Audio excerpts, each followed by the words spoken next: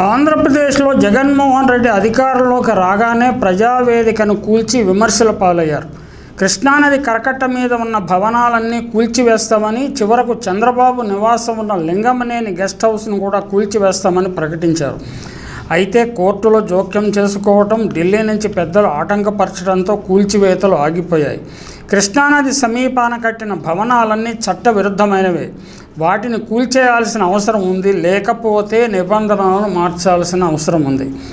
తెలంగాణలో కేసీఆర్ అధికారంలోకి వచ్చాక అయ్యప్ప సొసైటీలో అక్రమంగా నియమాలకు విరుద్ధంగా నిర్మించిన భవనాలన్నీ కూల్చివేస్తామని ప్రకటించారు. కూల్చివేత కార్యక్రమం కూడా మొదలుపెట్టారు. తెర వెనుక ఏమి అవగాహనలు వచ్చాయో కానీ కూల్చివేతలు ఆగిపోయాయి. అయ్యప్ప సొసైటీలో మొత్తం భూమి ఇప్పుడు అనేక మంది వ్యక్తులు, చోటామోటా నాయకులు, కంపెనీల అధీనంలో ఉంది. అయితే రేవంత్ రెడ్డి ప్రభుత్వం వైఖరి ఇప్పటి వరకు పూర్తిగా భిన్నంగా ఉంది. భాగ్యనగరానికి వన్నె తెచ్చిన చెరువుల గర్భంలో నిర్మించిన భవనాలను కూల్చివేయాలని, కబ్జాలను తొలగించాలని చాలా కాలంగా కోర్టులు హెచ్చరిస్తూనే ఉన్నాయి. తాజాగా కోర్టు ఆదేశాలను తూచా తప్పకుండా రేవంత్ రెడ్డి ప్రభుత్వం పాటిస్తున్నట్లుగా కనిపిస్తున్నది.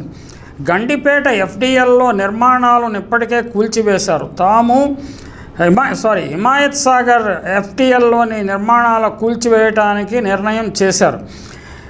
కేంద్ర రాష్ట్ర మాజీ మంత్రులు, వ్యాపారవేత్తలను చూడకుండా నిబంధనలకు విరుద్ధంగా నిర్మించిన 20కి పైగా భవనాలు, ప్రహరీ గోడలు కూల్చివేశారు.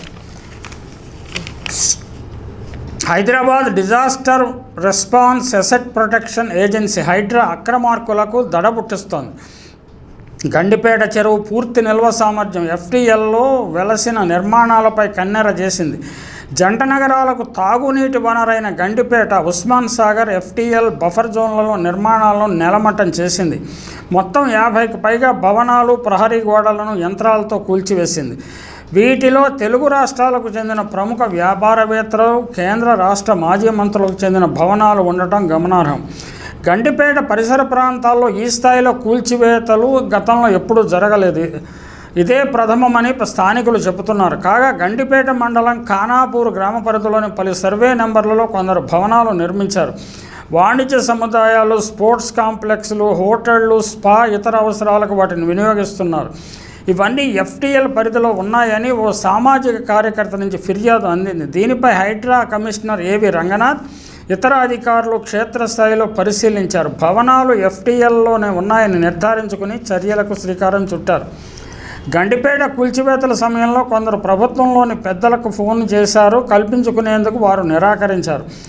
ఇంకా కొందరు నిర్మాణదారులు, నాయకులకు ఫోన్ చేసి మీరు చెబితే ఇక్కడ స్థలాలు కొన్నాం, భవనాలు నిర్మించాం, ఇప్పుడు పడగొడతాం అంటున్నారు, సాయం చేయండి అని కోరారు.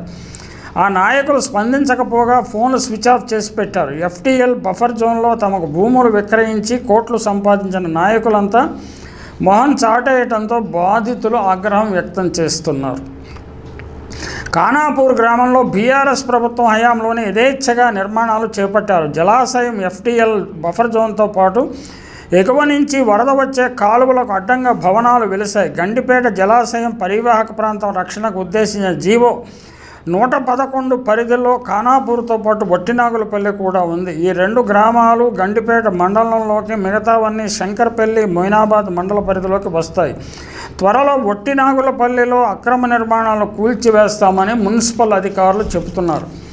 రంగారెడ్డి జిల్లా మొయినాబాద్ మండలం చిలుకూరు, అప్పోజిగూడ పంచాయతీలలో కొన్నేళ్ల క్రితం వెస్ట్ సైడ్ పేరిట భారీ వెంచర్ వేశారు. ఇక్కడ ప్లాట్లు కొన్న కొంతమంది 500, 1000 గజాల్లో 2-3 అంతస్తుల భవనాలు కూడా నిర్మించుగారు. ఈ వెంచర్లో కొంత భాగం గండిపేట ఎఫ్టిఎల్లో ఉంది. వారం రోజులుగా ఈ ప్రాంతాన్ని హైడ్రా అధికారులు పరిశీలించారు. భారీ పోలీసు బందోబస్తు మధ్య వెస్ట్ సైడ్ వెంచర్తో కూల్చివేతలు ప్రారంభించారు. కాగా దీని పక్కనే కొందరు చెరువు ఎఫ్టిఎల్ను కొంత ఆక్రమించి ఏకంగా క్రికెట్ మైదానం కూడా నిర్మించారు. దీనిని సైతం ద్వంద్వం చేశారు. అప్పోజిగూడ పంచాయతీలోని వచ్చే 3 భవనాలు, చిలకూరు పరిధిలో 1 భవనాన్ని నేలమట్టం చేశారు. ఉదయం నుంచి సాయంత్రం వరకు కూల్చివేతలు జరిగాయి, ఇంకా కొనసాగుతాయి. గండిపేట జలాశయం ఎఫ్టిఎల్ సముద్ర మట్టానికి 1790 అడుగుల ఎత్తున ఉంటుందని ప్రభుత్వ విభాగాలు గతంలో నిర్ధారించాయి. దీనికి సంబంధించి జలమండలి కూడా ప్రాథమిక నోటిఫికేషన్ ప్రకటించింది. ఎఫ్టిఎల్ బఫర్ జోన్లలో ఎలాంటి నిర్మాణానికి అనుమతి ఉండదు కాబట్టి కొందరు ప్రముఖులు దానిని ఎత్తు చేశారు. ఎఫ్టీఎల్లో భూములు ప్లాట్లను వ్యర్థాలతో నింపారు. 1780 అడుగుల ఎత్తులో ఉన్న స్థలంలో 15 అడుగుల మేర వ్యర్థాలు పోశారు. ప్లాట్ 1795 అడుగుల ఎత్తులో ఉన్నట్టు చూపి యథేచ్ఛగా భవనాలు నిర్మించారు. వీరికి స్థానిక మున్సిపల్ సాగునీటి అధికారుల్లో కొందరు సహకరించారు. అలా అక్రమ అనుమతులతో నిర్మించిన పలు ఫామ్ హౌస్లను, అతిథి గృహాలు, హోటళ్లను హైడ్రా నేలమట్టం చేసింది. తమ నిర్మాణాలకు అనుమతులు ఉన్నట్లు పలువురు పత్రాలను తీసుకొచ్చారు. కొందరేమో నీటిపారుదల శాఖ ఇంజనీర్లు ఇచ్చినట్లు నిరభ్యంతర పత్రాలను చూపారు. మెట్రో వాటర్ వర్క్స్, ఇరిగేషన్ విభాగాల సర్వే నివేదికలతో పకడ్బందీగా వెళ్లిన హైడ్రా అధికారులు ఆక్రమణదారులు ఇచ్చిన పత్రాలతో సరిచూల్చి అవన్నీ నకిలీవని తేల్చారు. మొయినాబాద్ మండలం అప్పోజిగూడ, చిలుకూరు, గండిపేట మండలం ఖానాపూర్ గ్రామాల్లో అప్పటి సర్పంచుల సంతకాలతో తయారైన కొన్ని నకిలీ అనుమతి పత్రాలను గుర్తించారు.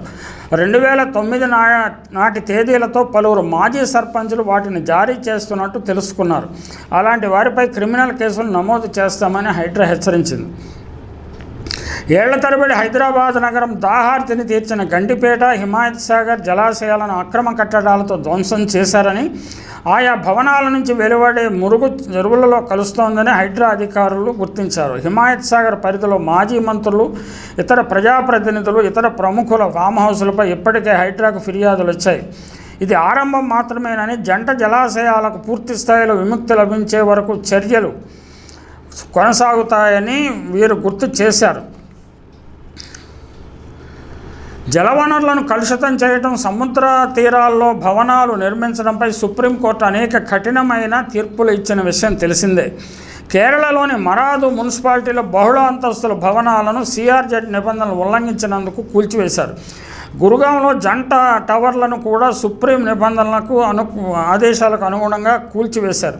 కృష్ణా కరకట్టకు చంద్రబాబు రక్షణ ఉంది కాబట్టి కూల్చివేయటం లేదా? హైదరాబాదులో అటువంటి రక్షణ లేకపోవటం వల్ల భవనానికి ఒకటి కూల్చివేస్తున్నారా అనే చర్చ ప్రజల్లో ప్రారంభమైంది. ఏదేమైనా ఆంధ్రప్రదేశ్, చంద్రబాబు ఆధ్వర్యంలోని ఆంధ్రప్రదేశ్ ప్రభుత్వం కృష్ణానది కరకట్టపై ఏ నిర్ణయం తీసుకుంటుంది అంటే, నీళ్లలోనే రాజధాని నిర్మించడానికి సిద్ధపడిపోయిన చంద్రబాబు ప్రభుత్వము కరకట్ట మీద భవనాలను కూల్చివేస్తుందా? ఎందుకంటే అందులో ఆయనకి అస్మదీయులు, కావలసిన వాళ్ళు, బంధువులు ఇలాంటి వారే ఎక్కువ మంది నిర్మించారు. కాబట్టి వాటి జోలికి వెళ్లకుండా ఏదో రకం కోర్టుల్లోనూ అడ్డంకులు ప్రలోభపరుస్తారా, లేకపోతే ప్రభావితం చేస్తారా? ఏది చేసినా అడ్డంకులు సృష్టిస్తారు. వారికి మాత్రం తాత్కాలికంగా కొంత ఊరట, రక్షణ కలగవచ్చు.